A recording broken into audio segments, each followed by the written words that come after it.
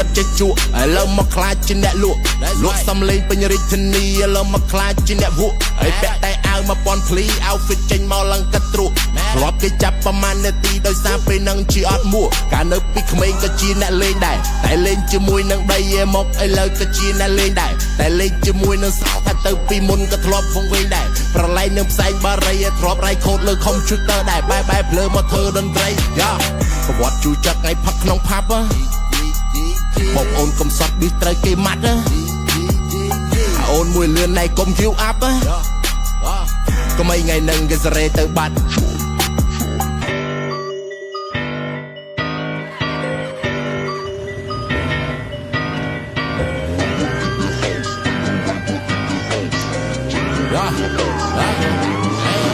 វិវត្តតាំងពីអត់ចេះជក់ឥឡូវមកខ្លាចជាអ្នកលក់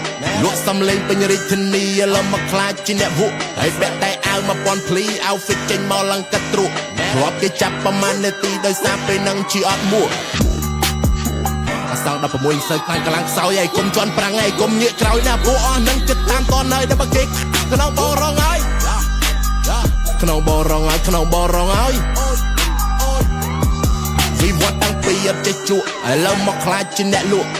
សំលេងពេញរាជធានីឥឡូវមកខ្លាចជាអ្នកវក់ហើយពាក់តែអាវ1000ភ្លី outfit ចេញមកឡើងកាត់ទ្រុកធ្លាប់គេចាប់ប្រមាណនាទីដោយសារពេលនឹងជាអត់មួពីក្មេងក៏ជាអ្នកលេងដែរតែលេងជាមួយនឹងដីឯមកឥឡូវក៏ជាអ្នកលេងដែរតែលេងជាមួយនឹងសោថាទៅពីមុនក៏ធ្លាប់វងវែងដែរប្រឡែងនឹងផ្សែងបារីធ្លាប់រៃខូតលើ computer ដែរបែបភ្លើមកធ្វើតន្ត្រីយ៉ា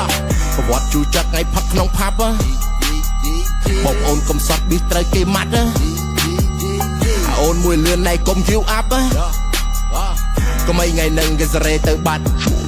ហើយ Gen Z ឬក៏ Gen Alpha កំចង់ផ្លែផ្កាតារាភពក្រៅនៅស្រុកខ្មែរអញ fan ទិនតារាចាំមើលអាណាខ្លះដែល fan អាប៊ូខាវវ៉ាវវ៉ាវមើលអាណាខ្លះដែល fan អាប៊ូខាវវ៉ាវវ៉ាវវ៉ាវវ៉ាវវ៉ាវវ៉ាវបើខ្ញុំពាក់វ៉ែនតាទៅណាក៏គេថាខ្ញុំសង្ហាដែរបើខ្ញុំដោះវ៉ែនតាអីយ៉ាតារាមកពីណាដែរខ្ញុំក៏ធ្វើធំម៉ាដាត្រឹមស្ទាវក៏នៅលើទឹកដីខ្មែរពេលឃើញកម្មមេរ៉ាសំពេចរៀបសួរដល់ពុកម៉ែពេលបងដើមមកក្រៅយកដៃញាត់កប៉ៅដល់សំញ៉ែងចកេះហលយម្លេះដោយលោកដង្ខៅគេថាបំមិនខ្មេះបងគ្មានតម្រេះសម្បល់កម៉ៅវារៀនត្រឹមកលេះធ្វើដូចនៅចេះប៉ស្ទើកចៅវិវត្តតាំងពីអត់ចេះជក់ឥឡូវមកខ្លាចជាអ្នកលក់សំលេងពេញរាជធានីឥឡូវមកខ្លាចជាអ្នកវក់ហើយពាក់តែអាវ1000ភ្លី outfit ចេញមកឡើងកាត់ទ្រុកធ្លាប់គេចាប់ប្រមាណនាទីដោយសារពេលនឹងជាអត់មួវិវត្តតាំងពីអត់ចេះជក់ឥឡូវមកខ្លាចជាអ្នកលក់សំលេងពេញរាជធានីឥឡូវមកខ្លាចជាអ្នកវក់ហើយពាក់តែអាវ1000ភ្លី outfit ចេញមកឡើងកាត់ទ្រុកធ្លាប់គេចាប់ប្រមាណនាទីដោយសារពេលនឹងជាអត់មួ